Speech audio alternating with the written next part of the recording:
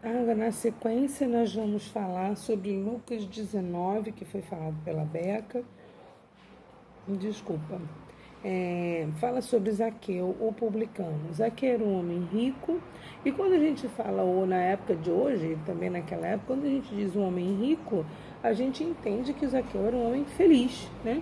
Não precisava de mais nada, só mesmo do dinheiro que ele tinha, a gente entende que uma pessoa rica é uma pessoa feliz. Ocorre que Zaqueu não diz que ele era infeliz, diz somente que ele desejava conhecer a Cristo, que ele desejava estar com Cristo. E eu lembro que eu evangelizei uma amiga durante 2 anos e ela nunca aceitou Jesus. E uma vez levei ela no culto com o pastor Purinho, e o pastor Purinho pregou exatamente essa passagem, né? Ele pregou sobre o vazio que algumas pessoas sentem, que só é preenchido por Jesus, embora você tenha tudo de material. E isso tocou ela, né? E ela levantou a mão para Cristo naquele dia, foi maravilhoso. Ela não ficou na nossa igreja, e nem igreja nenhuma, mas ela recebeu a Cristo. E tem no coração o Cristo que ela recebeu. Então, isso me marcou muito, essa passagem de Zaqueu. Ele sobe lá, né? Ele sobe e fica olhando, e Deus, e Jesus, ele olha para o coração dele. Lembra que eu falei no início, uns outros vídeos, que Jesus só olha o nosso coração. Só olha o nosso coração. Não adianta você fazer boas ações, você ter bons pensamentos, você ter, você que ajuda, é uma pessoa ótima, ela é maravilhosa, se o seu coração não estiver transformado. E ali Jesus diz, aqui eu vou dormir na tua casa. E ele está dizendo para a gente hoje, Nina, eu vou dormir na tua casa.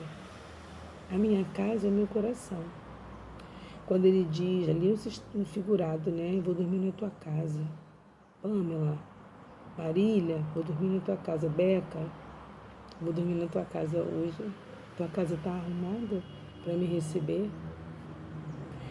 A história de Zaqueu vem dizendo isso. A parábola das 10 minas, ela fala sobre o que Deus nos deixa nas mãos. Vejam, Zaqueu fala do coração, e as 10 minas em seguida fala do que Deus colocou em nossas mãos. O que nós estamos fazendo? Estamos multiplicando, estamos enterrando os nossos talentos, os nossos dons, as pessoas que Deus deixou para a gente, as almas que Ele colocou na nossa vida, estamos multiplicando? Na sequência, vem falando de Jesus, né, entrando em Jerusalém, um jumentinho que ele manda pegar, e ele entra em Jerusalém e o povo, né, os discípulos começam a aclamar, e o que é o clamor desses discípulos? É a nossa voz clamando por Deus, é a nossa voz pregando o Evangelho, que quando a gente clama por Deus e as pessoas vêm, elas dizem, meu Deus, que Deus é esse pelo qual ela clama com tanta vontade? E aí os fariseus, sempre os fariseus, né, que são os homens que seguem a Torá, tá? Que seguem o Pentateuco, que são os 5 primeiros livros da Bíblia, são os legalistas, né? Eles, manda eles calarem a boca. E Jesus diz para ele, pois em verdade eu te digo que se eles não clamarem, as pedras clamarão. Deus nos dê a bênção de que as pedras não precisem clamar no nosso lugar. Porque se nós não clamarmos, as pedras vão clamar. Mas será muito triste se nós precisarmos que as pedras clamem em nosso lugar. Não é verdade? E aí Deus chora ao ver Jerusalém, porque diz, pobre Jerusalém. Não é a primeira vez que ele diz, olha, não deixaram, olha aqui, ele fala,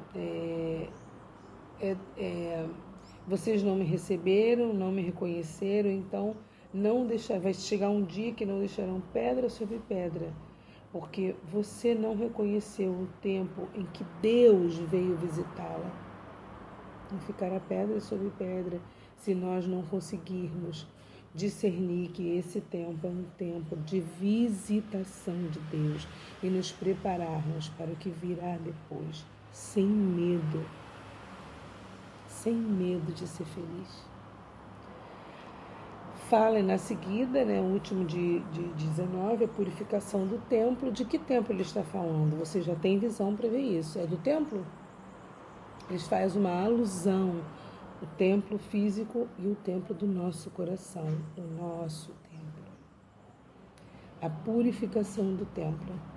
O templo deve ser purificado, deve ser santificado, e nós já aprendemos a santidade ao Senhor. É a obediência que temos a Ele. E por último, nós vamos falar sobre o capítulo 20, que foi estudado pela Nilma, né? E fala sobre a autoridade de Jesus, que é questionada pelos sacerdotes. Eles perguntam: quem te deu essa autoridade? E ele joga para cima deles. Acham que o batismo de João é o quê? É batizado por Deus ou é por quem? E eles não sabem responder. Nós não sabemos, porque eles ficam na dúvida, né? Eles tentam constranger Jesus, mas Jesus é que constrange. Então, se vocês não sabem, eu também não vou dizer de onde provém a minha autoridade. Prossegue aqui dizendo, falando sobre a parábola dos lavradores maus, né? Que são aqueles lavradores que não fizeram, que não administraram. De novo ele vem falando da administração, do que Deus nos dá para administrar. Então ele vem falando exatamente isso. E aqui no finalzinho, no versículo 20, versículo 17, ele diz: a pedra que os construtores rejeitaram, essa veio a ser a pedra angular. Tudo que cair sobre esta pedra ficará em pedaços, e aquele que sobre quem ela cair ficará reduzido a pó. Naquela mesma hora, os escribas e os principais sacerdotes procuraram prender Jesus, porque entenderam que ele havia contado essa parábola contra eles, mas temiam o povo, temiam prendê-lo. Ele diz: quem é a pedra angular? A pedra angular é o próprio Cristo, que foi rejeitado. Então, eles entenderam que aquilo ali era para eles, porque eles estavam rejeitando a Cristo. A Nilma deu muita ênfase também ao que ele diz, né? Dai a César o que é de César. E eu vou dizer o que acontecia naquela época. Os judeus, eles odiavam os romanos, não gostavam dos romanos, e ainda se sentiam inferiorizados por ter que pagar impostos para eles, tá? Então, eles espetaram Jesus por causa disso mesmo, pensando o seguinte: vamos perguntar, se ele disser que tem que pagar o imposto, ele está contra o povo, porque o povo odeia os romanos e ainda tem que pagar imposto para ele.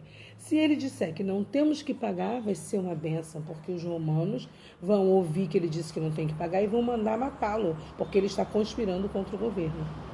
E o que Deus disse? O que Jesus disse? Dai a César o que é de César, e a Cristo e a Deus o que é de Deus.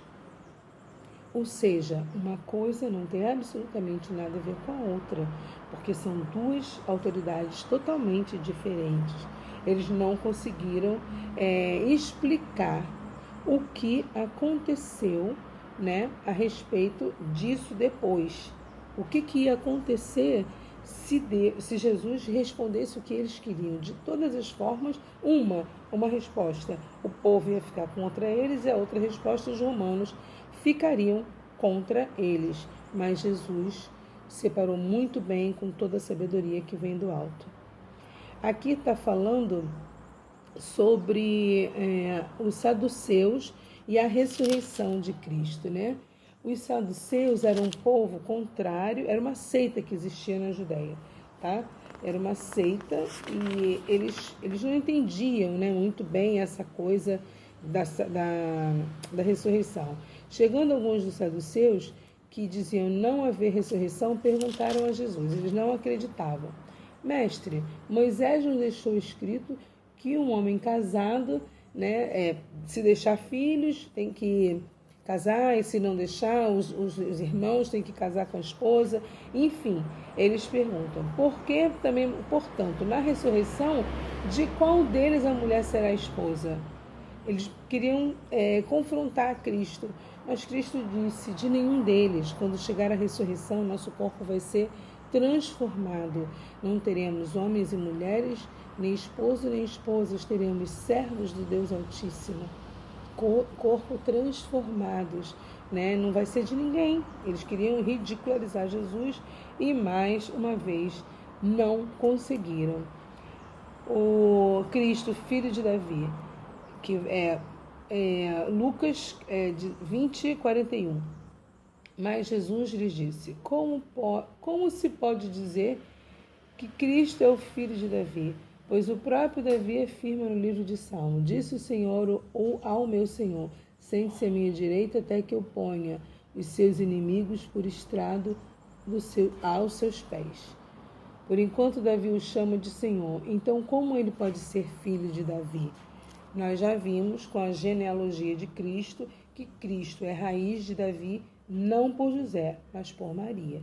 Mas eles ficavam questionando o tempo inteiro. Por quê? Porque ele se dizia o rei dos judeus. E o rei dos judeus só podia ser se fosse a raiz de Davi. Então essa situação para a gente já está esclarecida, né? A raiz de Davi, de Cristo, vem por Maria e não por José. Jesus censura os escribas. Que, por último, né? Prestem minha atenção, quem são esses escribas? Esses escribas são os pastores corruptos. Leiam de novo. Eles devoram as casas das viúvas e, para o justificar, fazem longas orações. Estes sofrerão um juízo mais severo. Leiam de novo Lucas 20, do versículo 45 ao 47. E vejam se os escribas aos quais o Senhor está se referindo não são esses pastores corruptos que estão no mundo a perder almas. Uma pedra de tropeço. Ai daquele que impedir o meu irmão de me seguir, meu filho de me seguir. Pedra de tropeço. Leiam de novo, reflitam e vejam se vocês não concordam comigo. Terminamos a resenha desse sábado. Morro de saudade de vocês, mas estou muito feliz com a participação de todos. Eu espero em Deus que todas vocês estejam realmente estudando a palavra.